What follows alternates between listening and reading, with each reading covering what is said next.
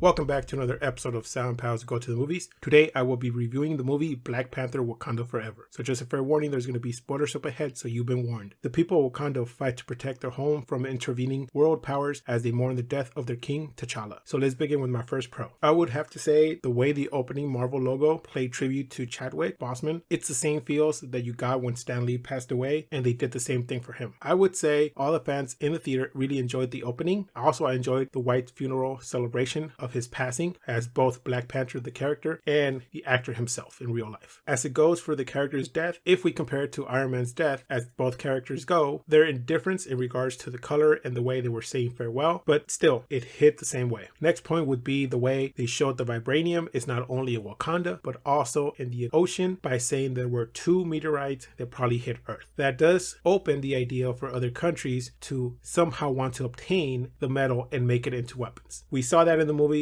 so maybe later in the Marvel films, there's going to be villains who power themselves with vibranium weapons. Also, we might see some villains who are behind these countries who want to declare war on Wakanda, maybe using their own weapons. Next point, the action scenes and the battles blended so well with the music. It was nicely done. Some action sequences took place at night, but they still popped out on the screen. It was just not a plain old chase scene or fight scene, but you actually saw what was happening due to the lighting and the score that was sometimes eerie when it wanted to and sometimes blood pumping when it had to. Also, the action scenes during the day, they had so much color that you just took it all in and really enjoyed the fights along with the music. If the fights was the ice cream, then the music definitely was the cherry on top. The fights were well choreographed minus a few minor battles between some characters that were okay, not saying that they were great, but overall they were nicely done. Next, the big reveal at the end that T'Challa bloodline is not dead. We got to see his son in a scene. It was the director's way of saying even if Chadwick is gone, we can still honor him, but not by recasting his character, but making his character leave us with a son to continue his legacy. So I see this as a new bloodline injected into the MCU. And with that, I move on to my cons. First off, let me try to get this out of the way. Not every name in the MCU needs to have an origin. So Namor can just be what his mom named him. But don't try to sell me that he calls himself Namor because one of the priests who saw him as a kid called him El Niño Sin Amor. And then he somehow was like,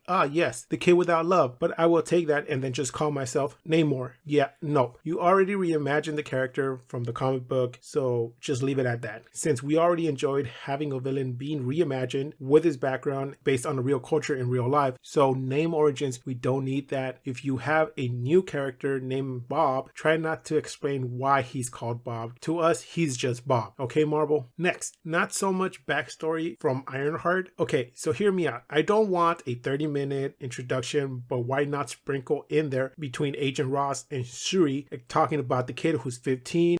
She's really smart. She even won this Tony Stark scholarship for geniuses and probably even met him in real life. Also, she probably won a contest. And when it came down to 2 kids, one from Brooklyn named Peter Parker, who just out of nowhere just dropped out of the competition for some reason. So in that small conversation, you linked her to Tony Stark, just like the comic books did. And also, you also dropped in the name Peter Parker to link her to her age and maybe set up a possible team up in the future or maybe collab in a movie or series somehow. I just really wanted more background to be dropped on her to explain how she was a genius, what's her motives, what's fueling her to make these breakthroughs. But still, don't get me wrong, we got her into MCU, but with less background than we wanted. Next point also is the length of the movie. To me, it felt too long where they could have gone and rewrote the script and taken some parts out that you didn't need and use that time for other things, such as like what I just talked about, backstory for Ironheart or other characters. There's parts that lingered too long for my taste where I was just sitting there going like, okay, so we're bouncing between characters now,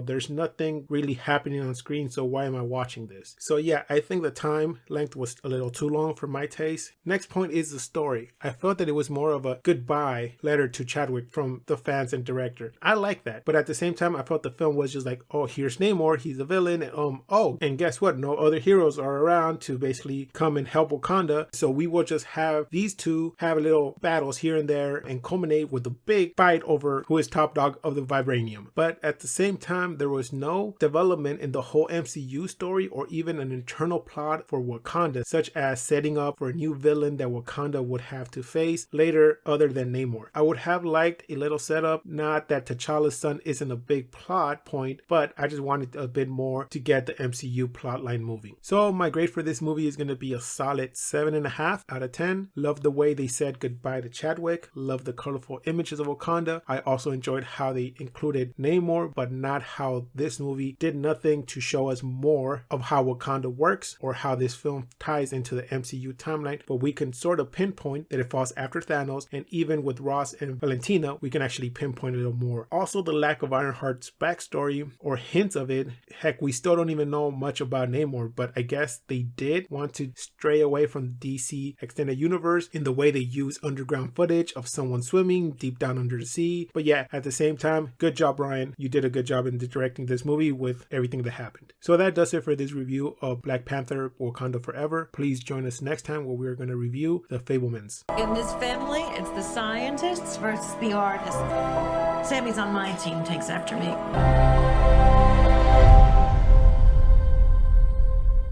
What kind of movie are we gonna make? Please like, comment, and subscribe. You can find our social media links below. And like always, keep watching movies.